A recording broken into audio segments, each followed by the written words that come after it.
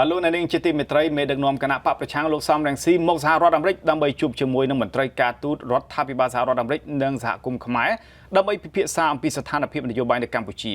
និងដំណើរការចុះឈ្មោះបោះឆ្នោតឃុំសង្កាត់លោកសំរងស៊ីបានអញ្ជើញមកចូលរួមនៅក្នុងកម្មវិធីអាស៊ីសេរីដើម្បីពិភាក្សាបន្ថែមជុំវិញលទ្ធផលនៃជំនួបទាំងនោះបាទជម្រាបសួរលោកសំរងស៊ីបាទជម្រាបសួរលោកសារ៉ាដាបាទ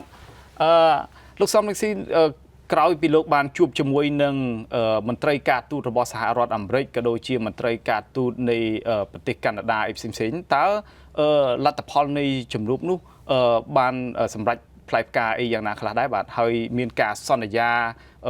ជាដុំកំភួនអីយ៉ាងណាដែរពីខាងក្រមមន្ត្រីនៃប្រទេសមហាអំណាចទាំងនេះបាទជំនួបទាំងអស់នោះជាចុងក្រោយបានធ្វើឲ្យខ្ញុំមានជំនឿកាន់តែរឹងមាំថែមទៀត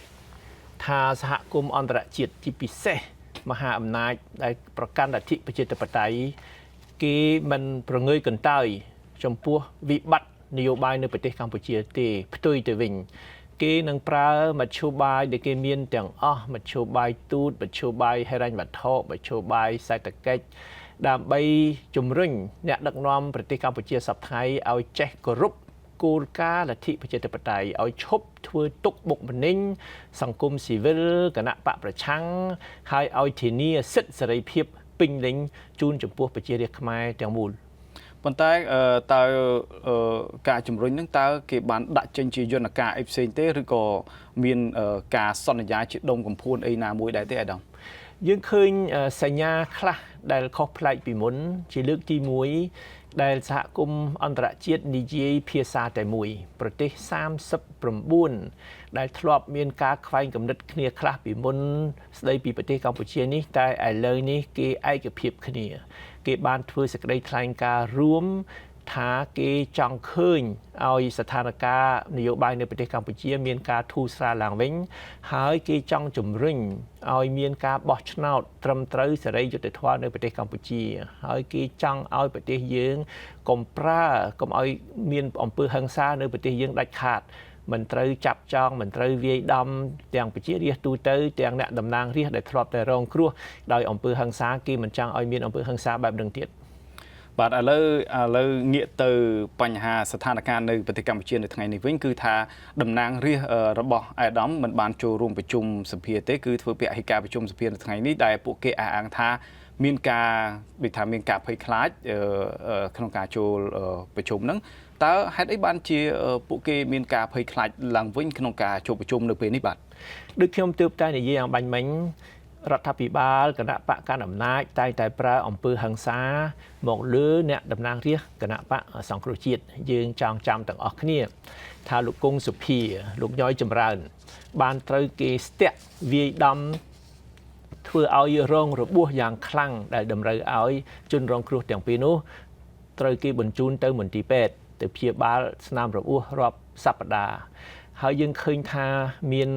តំណាងរាស្ត្រមកពីគណៈបកសង្គ្រោះជាតិមួយរូបលោកអ៊ុំសំអាន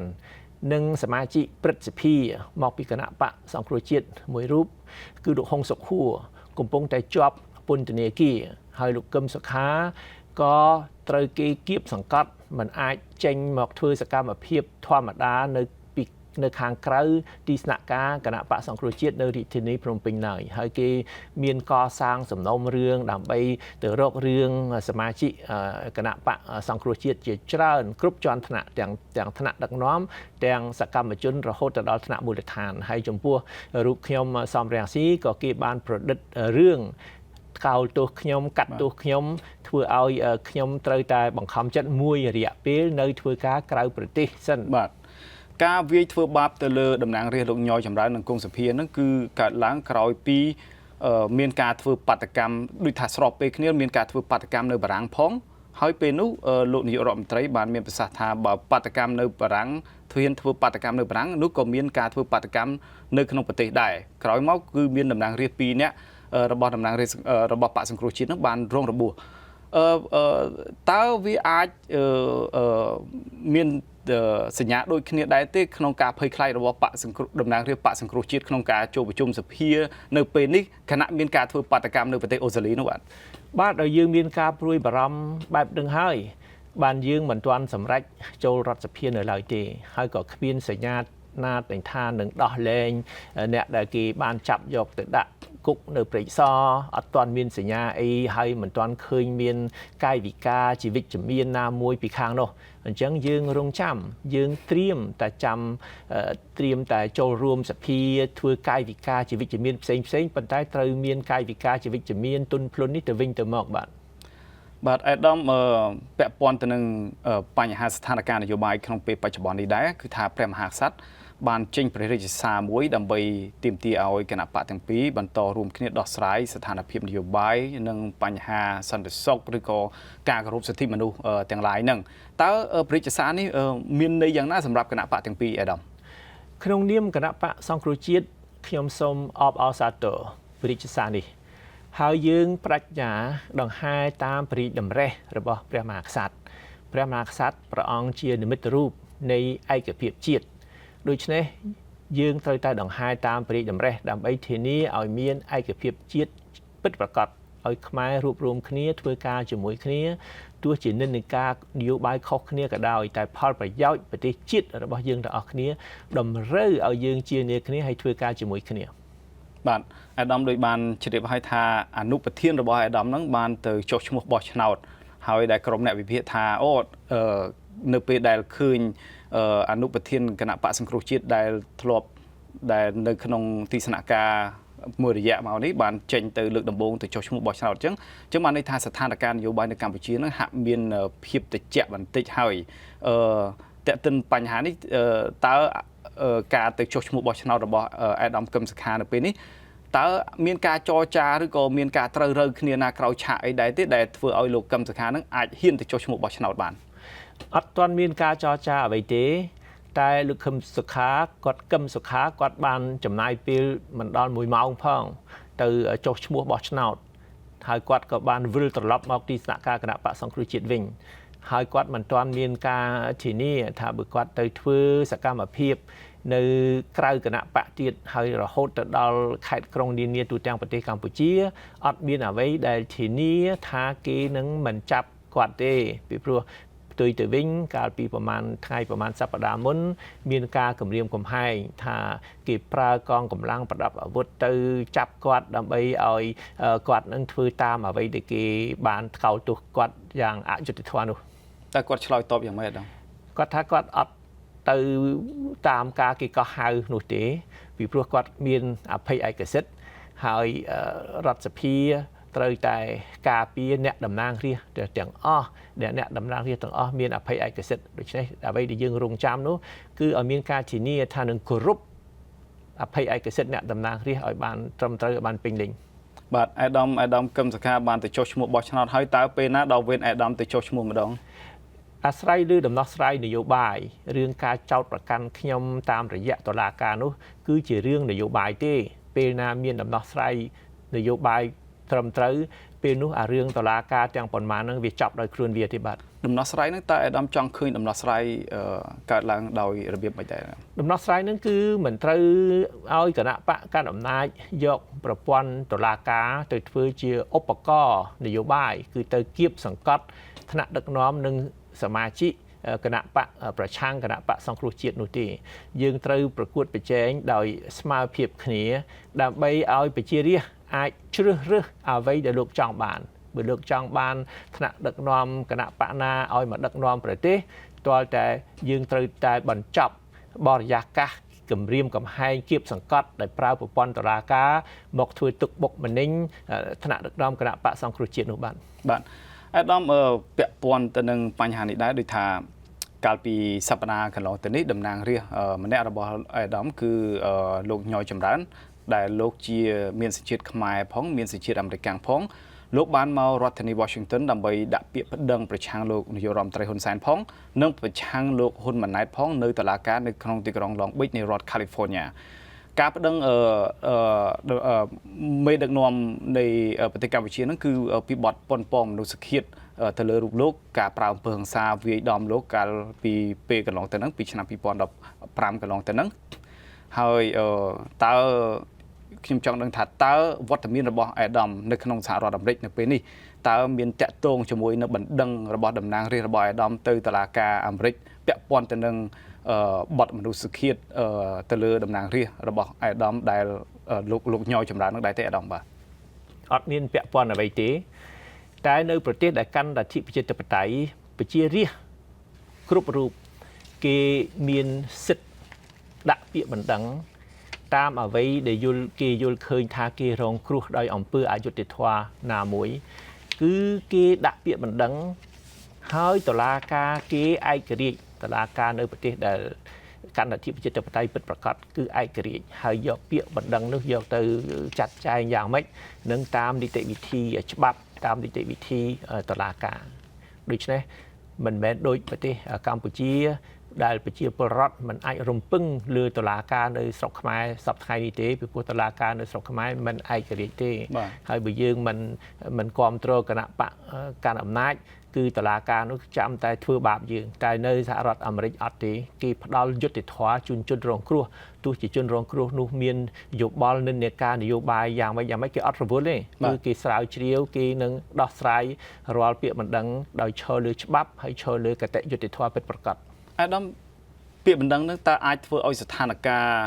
រវាងគណៈបកទាំងពីរកាន់តែអាប់អួរទៅដែរទេឬក៏យ៉ាងណាដែរអាដាមវាមិនត្រូវធ្វើអ្វីឲ្យអាប់អួរទេនេះជារឿងបុគ្គលមិនមែនជារឿងគណៈបកទេគណៈបកអត់មានណែនាំឲ្យជំរុញក៏មិនជំរុញហាមឃាត់ក៏មិនហាមឃាត់គ្រាន់តែគោរពសិទ្ធិសេរីភាពរបស់បុគ្គលម្នាក់ដែលជាប្រជាពលរដ្ឋនៅប្រទេសដែលកាន់លទ្ធិប្រជាធិបតេយ្យពិតប្រាកដដូចជាសហរដ្ឋអាមេរិកប្រទេសបារាំងប្រទេសអូស្ត្រាលីដូចយើងបានឮបាញ់មិញអំពីបាតុកម្មណានៅប្រទេសអូស្ត្រាលីគឺជាសិទ្ធិសេរីភាពរបស់ប្រជាពលរដ្ឋគេគេអាចធ្វើបាតុកម្មសម្ដែងមតិតាមចិត្តហើយដរាបណាអត់មានអំពើហិង្សាទេគឺរដ្ឋអំណាចគេឲ្យកងកម្លាំងប្រដាប់អាវុធនគរបាលមកការពារបាតុករមិនមែនយកកម្លាំងប្រដាប់អាវុធមកវាយដំបាតុករដោយនៅប្រទេសកម្ពុជាទេបាទកាលពីពេលកន្លងទៅពាក់ព័ន្ធទៅនឹងបញ្ហានេះដែរកាលពីពេលកន្លងទៅលោក Brady Young ដែលជាពលរដ្ឋខ្មែរអាមេរិកហ្នឹងលោកបានទៅសេនៅលើ Facebook របស់លោកចេញផ្សាយលើ Facebook របស់លោកហ្នឹងអំពីបញ្ហាក្រុមគ្រួសាររបស់លោកនាយករដ្ឋមន្ត្រីហ៊ុនសែនពាក់ព័ន្ធទៅនឹងមេដឹកនាំអតីតមេដឹកនាំវៀតណាមលេដឹកថយហ្នឹងថាលោកហ៊ុនម៉ាណែតជាកូនរបស់មេដឹកនាំវៀតណាមលេដឹកថយក្រោយមកគឺគណៈបកប្រឆាំងបានបញ្ចប់សមាជិកភាពរបស់គាត់ពីគណៈបកសង្គ្រោះជាតិហើយពាក់ព័ន្ធទៅនឹងករណីលោកញយចម្រើនវិញបើសិនតែមានការដូចថាប្រតិកម្មខ្លាំងពីលោកនាយករដ្ឋមន្ត្រីហ៊ុនសែនតើគណៈបកប្រឆាំងនៅពេលនេះអាចនឹងដកលោកញយចម្រើនចេញពីតំណាងរាស្ត្រឬក៏សមាជិកភាពរបស់គណៈបកសង្គ្រោះជាតិដោយលោក Brady យ៉ាងដែរទេអាដាមបាទករណីពីរនេះខុសគ្នាឆ្ងាយណាស់លោកញយចម្រើនតំណាងរាស្ត្រគណៈបកសង្គ្រោះជាតិអត់មានធ្វើអីខុសទេគាត់ជាជនរងគ្រោះដែលរដ្ឋអំណាចប្រើជនដៃដល់មកស្ទាក់វាយគាត់តាមផ្លូវឲ្យគាត់ដេកពេទ្យគាត់មានបានធ្វើអីខុសតែវាយគាត់ទៅអញ្ចឹងបើថាគាត់ដាក់ពាក្យមិនដឹងពេលនេះនៅចំពោះមុខតុលាការណាដែលឯករាជ្យដែលគាត់មានជំនឿថាអាចនឹងផ្ដល់យុត្តិធម៌ឲ្យគាត់នេះជាសិទ្ធិសេរីភាពរបស់គាត់យើងមិនរវីរវល់ទេក្នុងឋានៈយើងជាអ្នកដឹកនាំគណៈបកសង្គ្រោះជាតិសិទ្ធិរបស់បុគ្គលណាគេប្រើប្រាស់សិទ្ធិរបស់គេគឺតាមតែសេចក្តីសម្រេចរបស់គេទៅបាទអាដាមបើសិនជាស្ថានភាពនយោបាយនៅប្រទេសកម្ពុជាងាកមករកភាពប្រក្រតីវិញតើអាដាមនឹងអាចឲ្យលោកញយចម្រើនដកពាក្យបណ្ដឹងចេញពីតុលាការអាមេរិកនៅទីក្រុង Washington DC និងនៅទីក្រុង Long Beach ដោយកាលអាដាមដកពាក្យបណ្ដឹងប្រឆាំងលោកហ៊ុនសែននៅតុលាការ New York ករណីគុកប្របែកនឹងដែរទេអាដាមបាទវាអត់មានពាក់ព័ន្ធអីគ្នាទេពីព្រោះជនរងគ្រោះក្រោយនេះគឺរងគ្រោះយ៉ាងធ្ងន់ធ្ងររងគ្រោះរងរបួសចុះកាលនោះក៏ធ្ងន់ធ្ងរដូចគ្នាអាដាមខ្ញុំអត់មានអ្វីគួរឲ្យរងគ្រោះរហូតទៅដល់គេវាយដេកពេទ្យអីទេប៉ុន្តែរឿងនេះជាចូលទៅរឿងព្រហ្មទណ្ឌហើយដែលឲ្យជនដៃដល់មកវាយកាលនោះបើវាយជ្រុលដៃតិចទៅរហូតទៅដល់មានការស្លាប់អញ្ចឹងយើងមិនរារាំងឲ្យជនរងគ្រោះនោះដាក់ពាក្យបណ្ដឹងឲ្យបន្តពាក្យបណ្ដឹងនោះរហូត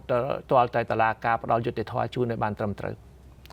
បាត់អាដាមព្រឹទ្ធសភាអាមេរិកកាំងពាក់ព័ន្ធបញ្ហានេះដូចថាព្រឹទ្ធសភាអាមេរិកកាំងកំពុងធ្វើសេចក្តីព្រាងច្បាប់មួយដើម្បីដាក់ទណ្ឌកម្មរដ្ឋាភិបាលបរទេសទាំងឡាយណាដែលរំលោភសិទ្ធិមនុស្សដែលរំលោភអំណាចតើសេចក្តីព្រាងច្បាប់នេះតើអាដាមមានបានជំរុញឬក៏មានរួមចំណែកក្នុងការឲ្យចេញនៅសេចក្តីព្រាងច្បាប់នេះដែរទេបាទខ្ញុំអត់មានឥទ្ធិពលដល់កម្រិតនឹងទេ ខ្ញុំគ្មានឥទ្ធិពលណាទៅជំរុញឲ្យរដ្ឋសភាអាមេរិកកាំងគេធ្វើច្បាប់គេអនុម័តញត្តិអីអ្នកខ្លះចេះឲ្យតែតម្លៃខ្ញុំឲ្យអំណាចខ្ញុំឲ្យធំធេងពេកហើយស្រុកតែគេកាន់លទ្ធិប្រជាធិបតេយ្យតុលាការគេឯករាជ្យស្ថាប័នគេដំណើរការតាមបែបបទប្រជាធិបតេយ្យហើយតំណាងរាស្ត្រគេម្នាក់ព្រួយផ្ដើមគំនិតអ្វីតាមសតិសម្បញ្ញញ្ញៈរបស់គេមិនមែនចាំបាច់មាននរណាមកជំរុញមកញុះញង់ពីក្រោយទេបាទអាដាមប្រសិនបើអាដាមតេតិនទៅនឹងស្ថានភាពនយោបាយនៅអាមេរិកនេះដូចថាកន្លងមកគឺសហរដ្ឋអាមេរិកបានចេញនៅអនុម័តនៅសេចក្តីព្រាងច្បាប់លេខ728ហើយដែលមានសហគមន៍ខ្មែរមួយចំនួននិយាយថាសេចក្តីព្រាងច្បាប់ហ្នឹងមិនសូវគេហៅថាមិនសូវមានឥទ្ធិពលទៅលើរដ្ឋាភិបាលកម្ពុជាទេតើសម្រាប់អាដាមវិញអាដាមយល់យ៉ាងម៉េចដែរអាដាមយ៉ាងហោចណាស់ក៏គេបានសម្រេចហ្នឹងបាទយ៉ាងហោចណាស់ក៏គេបានសម្ដែងមតិរបស់គេឃើញថាអ្នកដឹកនាំប្រទេសកម្ពុជាសប្តាហ៍ថ្ងៃធ្វើជ្រុលពេកហួសហេតុធ្វើបាបប្រជារាស្ត្រខ្លួនឯងប្រព្រឹត្តអំពើពុករលួយបំផ្លាញជាតិឯងដូច្នេះគេផ្ដល់ជំនួយឲ្យយើងបើយើងមិនចេះកសាងខ្លួនយើងកញ្ជើធ្លុះយើងបំផ្លាញប្រទេសខ្លួនយើងតើគេឲ្យជំនួយមកយើងបានការអីអញ្ចឹងហើយគេជឿធ្លុះចំណុចណាខ្លះអាដាមអាចការខ្ជះខ្ជាយអំពើពុករលួយដោយតែខ្ចីលុយពីបរទេសរាប់ពាន់លានដុល្លារមិនដែលសួរថាលុយនឹងយកមកធ្វើអីមិនដែលសួរប្រជារាស្ត្រថាលុយនឹងយកមកចាយវាយយ៉ាងម៉េចមិនដែលទេគេយកទៅចាយវាយខ្ជះខ្ជាយថាកញ្ជើធ្លុះនោះគឺខ្ជះខ្ជាយប្រព្រឹត្តអំពើពុករលួយពេលខ្ចីដល់ពេលសងគឺប្រជារាស្ត្រខ្មែរកូនចៅយើងណា10ឆ្នាំ20ឆ្នាំ30ឆ្នាំទៀតត្រូវសងជំនួសគេអ្នកខ្ចីយកមកធ្វើអ្វីបានតាមចិត្តតែអ្នកសងគឺកូនខ្មែរចំនួនក្រោយនឹងគឺវាអយុត្តិធម៌ដែរបាទចុះអាដាមពាក់ព័ន្ធទៅនឹងជំនួយនឹងដែរគឺថាប្រធានាធិបតីចិនលោកស៊ីជីនពីងនឹងមកប្រទេសកម្ពុជាដើម្បីចុះហត្ថលេខាលើពិធីសារបន្ថែមជាង20ឯណោះក្នុងការពង្រឹងទំនាក់ទំនងលើបញ្ហាវិនិយោគកសិកម្មអីផ្សេងៗហ្នឹងជុំវិញការចុះពិធីសារបន្ថែមនេះតើអាដាមអាចយល់យ៉ាងណាដែរជុំវិញបញ្ហានេះក្នុងនោះមានការខ្ចីលុយគេទៀតហើយរដ្ឋាភិបាលគឺរំលោភរដ្ឋធម្មនុញ្ញពីព្រោះដើម្បីខ្ចីលុយគេចុះហត្ថលេខាលើកិច្ចសន្យាណាខ្ចីលុយគេធ្វើឲ្យប្រជាពលរដ្ឋអាណត្តិឆ្នាំក្រោយនោះត្រូវសងជំនួសរដ្ឋាភិបាលសប្តាហ៍ត្រូវតែសួរអ្នកតំណាងរាស្ត្រប៉ុន្តែគេមិនដែលសួរនាំអីពីយើងទេគេខ្ចីលុយគេយកទៅដូចខ្ញុំនិយាយបាញ់មិញខ្ជះខ្ជាយប្រព្រឹត្តអំពើពុករលួយ